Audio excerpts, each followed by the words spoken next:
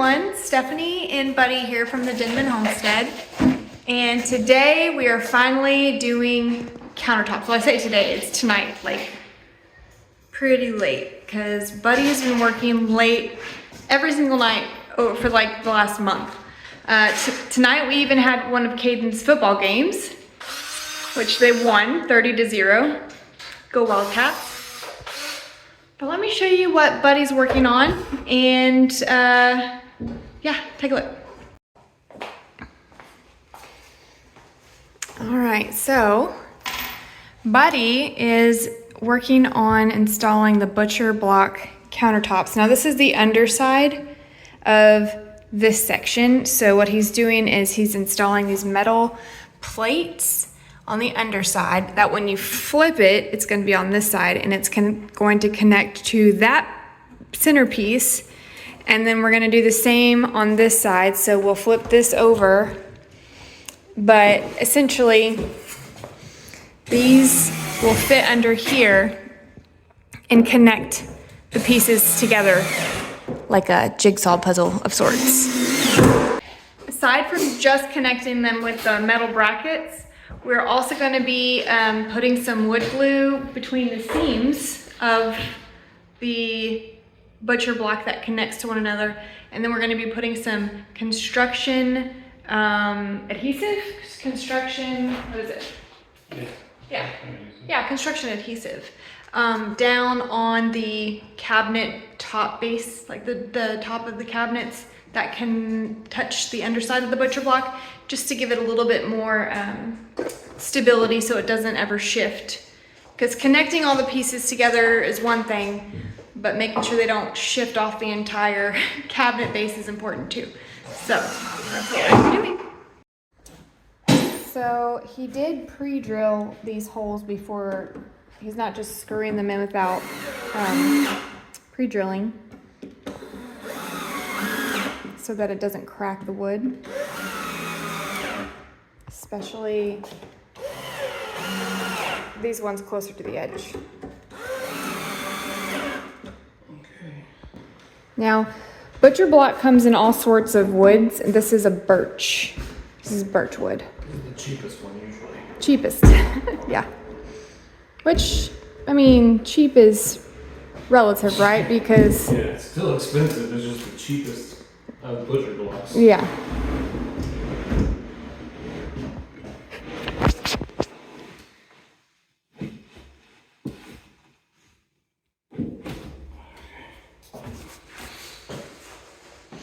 I'm gonna have to do this. We're gonna pull this, but we're gonna have to put like a finishing trim piece underneath here.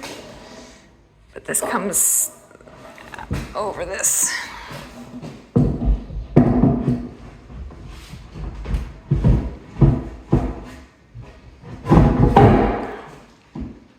Get your finger.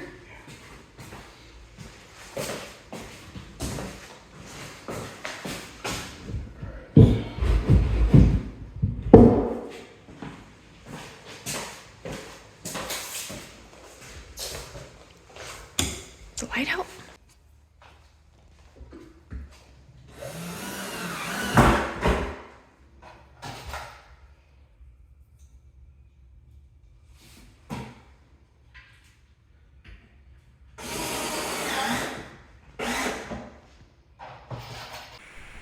Hey guys, it's day 2 of this video. Last night, Buddy and I installed these together. You saw that. And today, or this morning, I just got back from the gym. It's a really dreary day. I think we're supposed to get rain pretty much all day long, or a chance of rain. Let's see if you can see out the window, but maybe you can't. You can't tell. Anyway, it's sprinkling. It's kind of gross. So, but let me show you what we're going to be working on today with these countertops. And then I've got a project to do back here.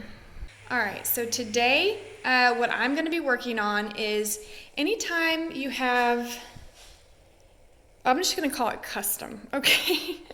This is a barn, remember that this is a barn, and Buddy and I did all the sheetrock ourselves, and nothing is going to be perfect here, especially the, I guess, squareness. So there's gonna be some uneven lines and gaps, and don't worry about this, I have touch-up paint for where we kind of scratch the wall. But specifically here, we've got a pretty good little gap and it goes tight up against the wall here. So although the cut was straight, the wall is a little off square, or it may just be the cabinets. There's something here that's throwing this off. This is really tight. This is a tight fit here, so that's good.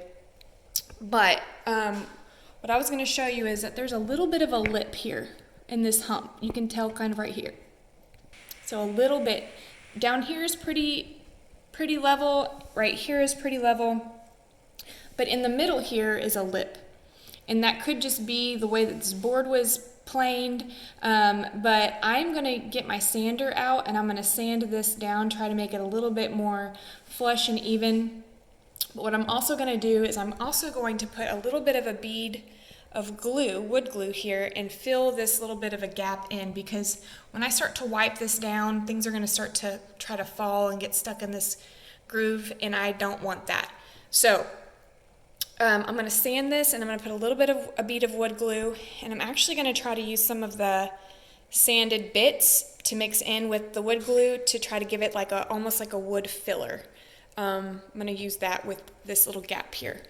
I'm going to sand it all down actually, because then once all that's said and done, I'm going to be putting on at least 4 coats of this mineral oil on this butcher block top.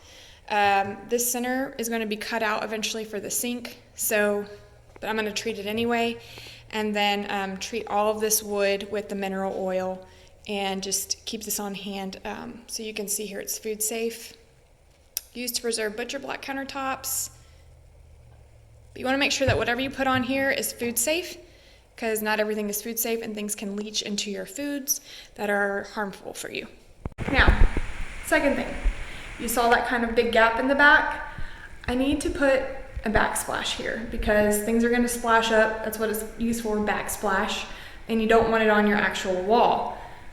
So, my little dilemma is going to be trying to find a backsplash that will work with this wall and flow into this wall seamlessly and look good. So I'm thinking I might go with a lighter color, not a busy pattern, not a mosaic tile type, but maybe like a subway tile or something that's clean and bright and not dark. Because I want it to, this cabinet right here, this whole, like if you have too much dark, it's going to make your room small, and I want it to be a clean look, a bright look, and not so dark and blue. I mean, there's just a lot of dark going on, so I'm going to try to brighten this back up. So I'm going to be making a trip. I'm going to do some measurements. I'm going to be making a trip to try to get some backsplash ideas here in a little bit. So, but first, I'm going to start working on the sanding and the wood glue, and then while I'm gone, that'll start drying and I can resand it again and then start applying this mineral oil when I get back. So we're going to do it in stages. So let's do that. Okay, so I've got my hand sander here, and there's already some sandpaper on here, but I don't even know what grit this is. I'm going to take it off because it's pretty worn. But I have picked up a medium grit, and then when I finish it out, we're going to do a fine sand. But for now, I'm going to do a medium sand on these high spots. And because this is already, the majority of this board is already finished out pretty well, I'm just going to come back on the majority of this with the fine, but start on these humps and crevices with the medium grit.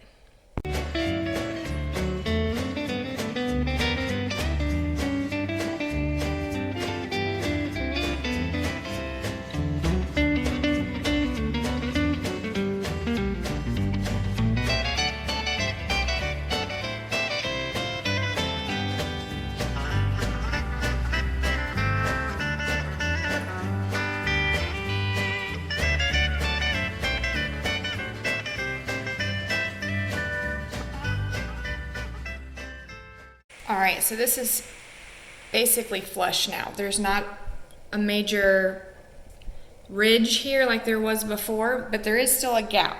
So like I said, I'm going to put some wood glue in this little seam here, and try to close this up some. But I don't know if you can tell from the video where I was sanding, there's like a lighter side and a darker side over here because I didn't sand this side.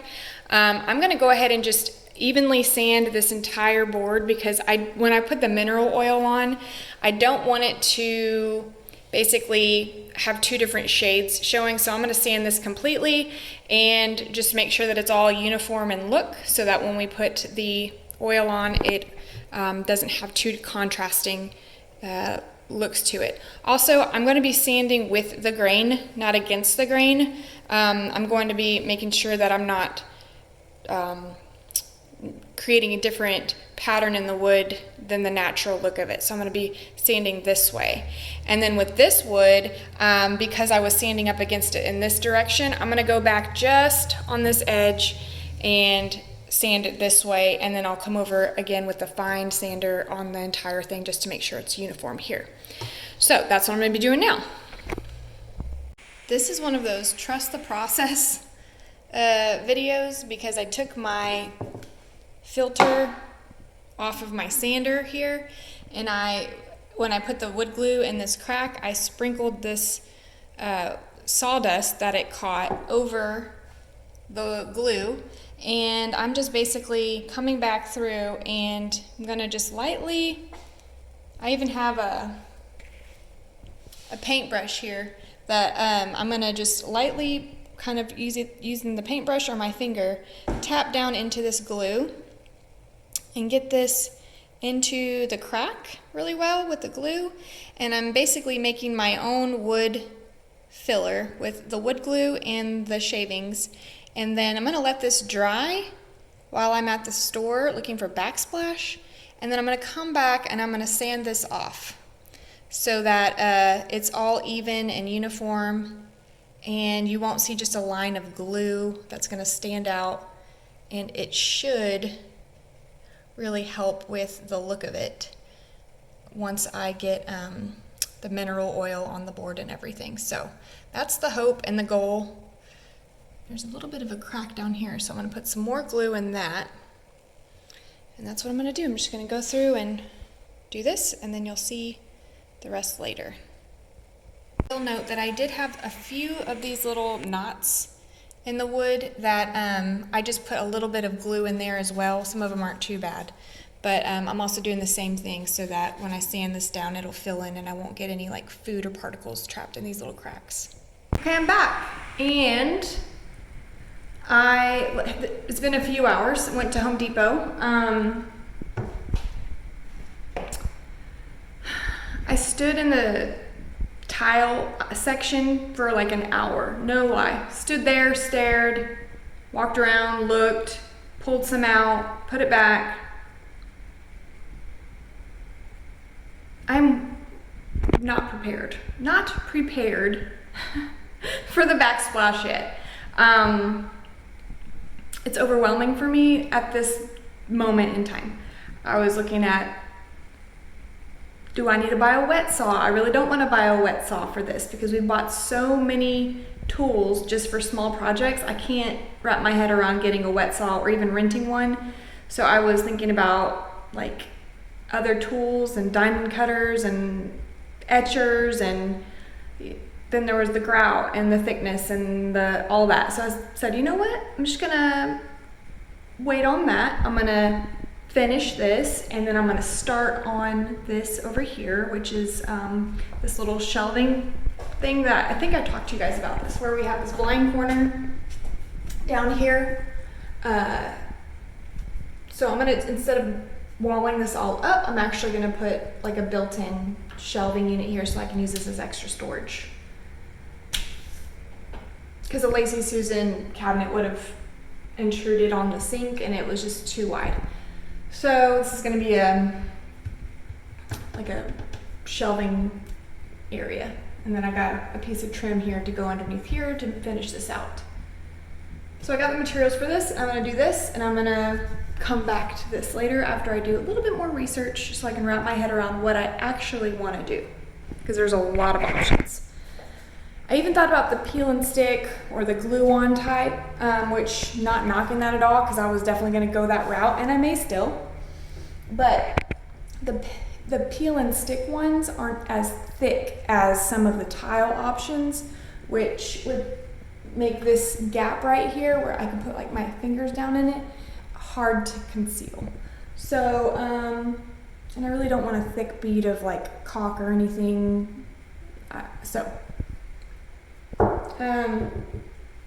We're waiting on another day for that. We're gonna do a little bit more research. But for now, I'm gonna sand this. This is good and dry. I'm gonna sand this down, clean this up, and then I'm gonna do my first coat of mineral oil. I'm gonna do the mineral oil, and then you have to let it sit for an hour, and then you steel wool it. You steel wool, then do the next coat, let it sit for an hour, and do that 4 times. So I'm gonna do that. Yeah. Or I'm gonna get started on that. While we wait, I'm gonna work on this. Okay, let me give you a little bit of an update on this shelving that I'm working on here. This is what the rough draft looks like. Similar in style to that one that I built. It's just gonna be open. Now I'm gonna have to rip up this baseboard here because when we originally installed it, we didn't know what was gonna happen as far as the cabinetry goes and how it will tie in. So I'm gonna take that up because I need to actually tie it into this corner a little bit. And at the angle that it's cut, that's not gonna work. So I'll pull that up and redo it to finish that corner out. But I struggled with this a bit. Had to take it all apart at one point and recut and re-level, and but right now it's looking pretty good. I'm happy with this. So it'll just end up be paint. I'm gonna paint this, and I didn't know exactly if I was gonna these are 15 inches approximately each.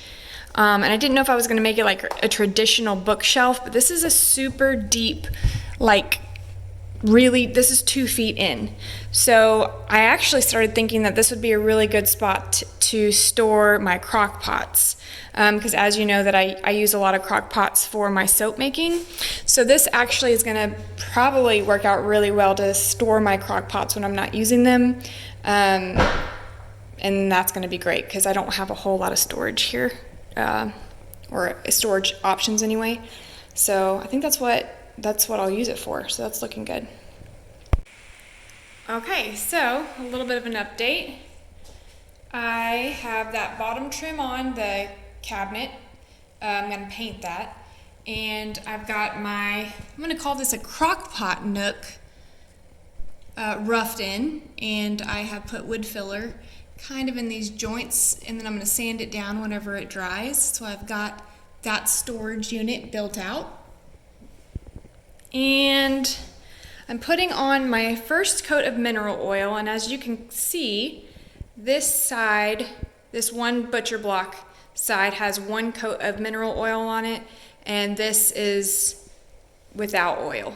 So you can kind of tell the difference of how it brings out that natural wood look, and it looks really nice. And I'm gonna do this 4 times. I'm gonna let this soak in for about an hour. Then I'm gonna rub it with some steel wool. Then I'm gonna do it 3 more times. All right guys, well, I'm gonna wrap this one up. It's late, it's dark outside. And I'll show you, I've put 2 coats so far of this oil on here. I'll probably let it sit overnight and then come tomorrow and do the other coats.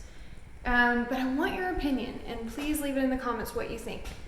So some of you know that I have this little built-in bookshelf, and I have this wallpaper that kind of ties in nicely with the blue because it's like a off-white with blue design. And I went ahead and used what was left of it in my little storage nook area here, under here, instead of painting the bottoms of these. But I want to ask you guys what you think about leaving this bookshelf area the natural wood color in contrast to like to tie in with the butcher block top. I don't know. I was originally thinking I was gonna paint it blue and just have it all one color here, but now I'm kind of thinking, looking at it, maybe I'll leave it the natural wood color. I don't know. What do you think? I need to know. I need you to tell me what to do on this. So leave that in the comments for me. And then I'll know if you made it all the way to the end of the video. But I'm going to wrap this up. It's late, I'm tired, and I'm gonna pick this back up tomorrow, and I'll see you later. Bye. On the Denman homestead, where the sun sets golden in the west, we live in harmony with nature, doing what we love best. From the garden to the kitchen, and the bees inside their hive. On the Denman homestead, come along and plant, nourish, thrive.